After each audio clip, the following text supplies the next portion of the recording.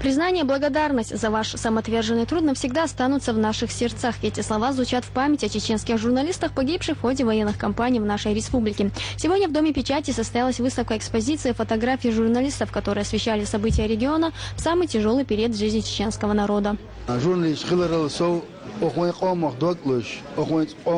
لازم بولش إقام نيسة شنو قدرش بقوان قدرش كون أردا خد بيحكي دولش كل عارق الخيرش شاش يازي شغل من لغة الماتريال شاش إفيريوخ شغل راديو بيردا تلفزيون يعدش دول قمال بيج دول قمال دريك كاتش ديتا دي شيء جوزليتس كيرا دولش ليل زونيش بوش.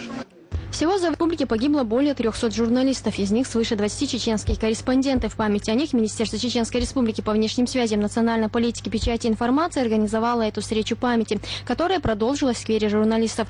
Здесь к ним присоединились активисты молодежных организаций и представители духовенства. В годы проведения контртеррористических операций за эти две военные кампании из числа чеченских журналистов погибло 22 человека. Это очень высокая цена. И эта цена говорит о том, что чеченские журналисты не оставались где-то в дальних окопах, а стояли именно на передовой и доносили до людей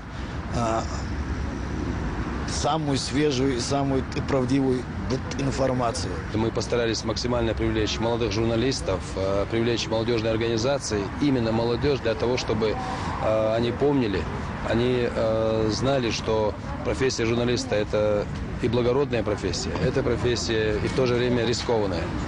Глава Чеченской Республики Рамзан Кадыров как-то сравнил профессию журналиста с профессией сотрудника правоохранительных структур. В своих выступлениях все участники сегодняшней встречи отдали дань уважения памяти ушедших корреспондентов, ценой собственных жизней отстоявших право знать и говорить правду. Здесь же в их честь была прочитана молитва Доам. В завершении мероприятия собравшиеся возложили цветы к мемориалу. Элина Дадаева, Халид Мавсаев, Джамален Хаджалиев. Новости.